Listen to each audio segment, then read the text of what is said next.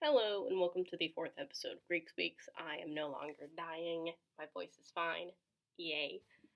This week we will be talking about Hera and her connection with Zeus, and earlier in Greco-Roman history, her lack of a connection with Zeus, which I found really interesting. But she is the wife of Zeus in most tellings, in all tellings that I've seen actually. She is the daughter of Kronos and Rhea, just like Zeus, meaning they're siblings.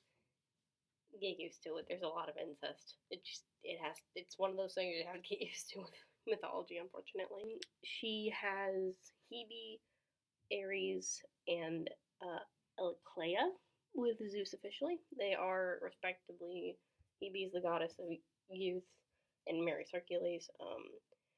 Ares is the god of war, and Eclea is the goddess of childbirth. She has another kid, and it depends on the telling. She also has Hephaestus, who's the god of the forge and metal working on that kind of stuff. So it's debatable. So in some tellings, she has him with Zeus, and he's a normal birth. And then he gets thrown off Olympus, and that's why he's lame. He gets thrown off Olympus in most retelling, with him being the son of Zeus. That's usually the explanation of why he's lame. He can also be as just the son of Hera. That was kind of a way to make it like equal to Athena, who comes fully formed adult, fully clad in battle armor out of Zeus's forehead, which is interesting because Hera doesn't need a man to produce Hephaestus in these tellings, but the way that Athena gets inside Zeus' head is his pregnant wife destined to bear him a son greater than himself, and so Zeus decided to absorb her and like take her essence into him. This is Metis. This is the goddess or the Titan, simple thought and rational thinking and stuff like that, which explains Athena. And so Athena gets born inside of Zeus's head and starts growing, and Zeus gets a massive headache. So it's interesting because I was also thinking about this is Athena is, yes, a goddess of making things and wisdom and all that stuff, which would counterpart to Hephaestus. But she's also a goddess of war. She has that capacity. So that would also be an equal to Ares. So, anyway, that's kind of a rundown of Hera's children.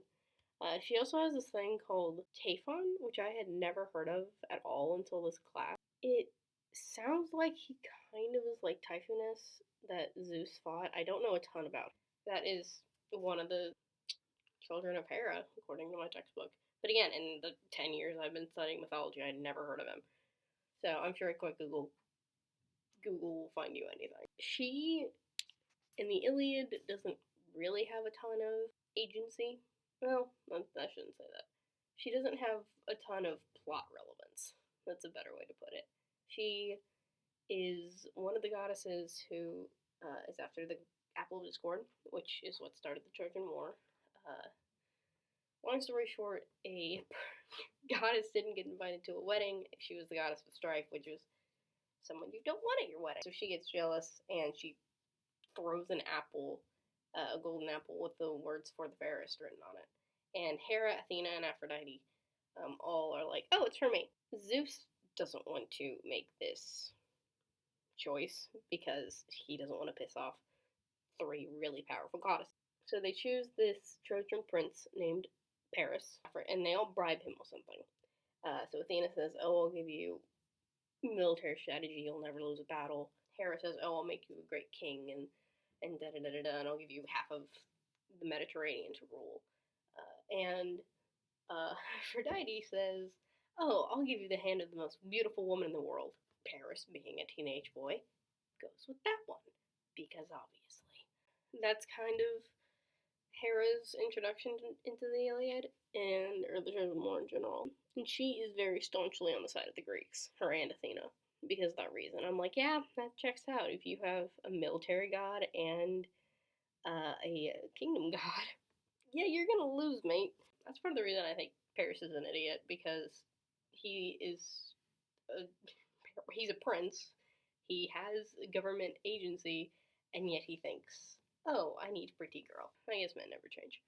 Oh yeah, something really interesting in the Iliad, and I edited this so it's right next to the part where I talk about the Iliad. So there is a thing called type scenes that epic poets use, and what's cool about them is they're literally just like they're sometimes just like copy pasted the same thing. And it's like arming scenes, sacrifices, meals, anything that's like normal human activity, and it just kind of allows the poet to kind of go on autopilot for a minute, and while he's going on autopilot, he can plan for the next battle, or he can plan for the next, major plot line or something like that. So if you read the Iliad, look out for those because those are really cool. But with the arming scenes, they're always with men, which is kind of understandable. You're in a war, you have a lot of men. In book 14, Hera decides to seduce Zeus and make him go to sleep so she can kind of meddle around with the war. And so she has this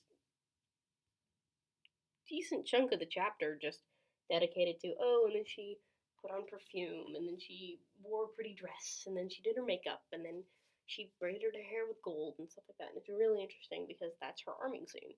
And the only time that an arming scene isn't directly tied to the war, well, I guess it is because isn't directly involved with getting ready for war.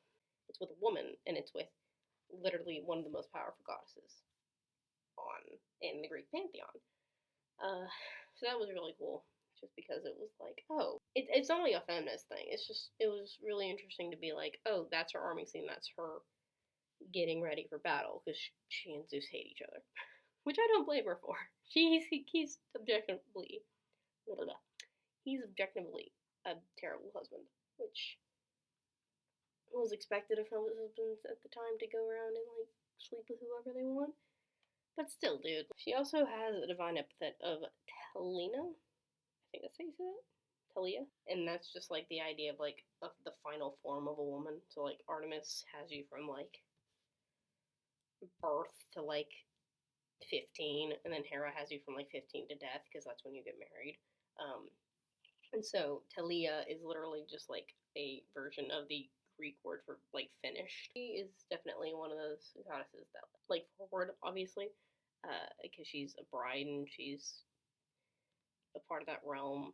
But it feels, from what I've seen and looked at, while men are a part of the marriage and a part of the relationship, A, it's a top-down thing, and B, it's more on the lines of Zeus, where like, yeah, they're married, but they can whatever they want. Yeah, and then one of her other cult titles, which I'm going to butcher, but we're gonna try. Nymphomene. We're gonna go with that. That's probably wrong, and that literally is just like the word for bride. So again, she's being worshipped in the capacity of like women and baby making and all. Hello, so this is a different day. I had some technical difficulties and like half my recording notes got deleted, so that's great. One thing I wanted to talk about was there was this thing called the Tonia in her worship at Samos, and it was a ritual where they would take her cult statue out of her temple and they would go wash it in the river and then tie it to a tree. And the idea was that if you're tying up Hera, you're tying up her natural fertility and you're tying up her human fertility and you're keeping it with you. So that was really interesting to me because I was just like, this is one of those moments that you have to wonder who made this up and how drunk were they? Ancient history is weird. I honestly think she gets a bad rap. Like, yeah, you probably couldn't have done all the crappy things to Zeus's mistresses, but the one thing you have to remember is in ancient Greece, it's never the man's fault. With Zeus being as powerful as he was, sleeping with a bunch of women was kind of expected. Same thing with Poseidon. So Hera can't punish Zeus as much as she probably wants to, so she kind of has to do that. I like to think that, I don't know, maybe her thinking was at one point, if she did it to enough people, he would be like, oh, I need to control myself. So that is Hera. She is, I think she gets a bad rap. She does. So, as always, if you want me to look at a specific myth, put it down in the comments. We have an Instagram. I plugged this last week, but I was in the middle of closing a book, so you couldn't hear it. It is at Greek Speaks. It is. I think I have like 7 or 8 things up there. I don't know, but yeah. Have a nice week.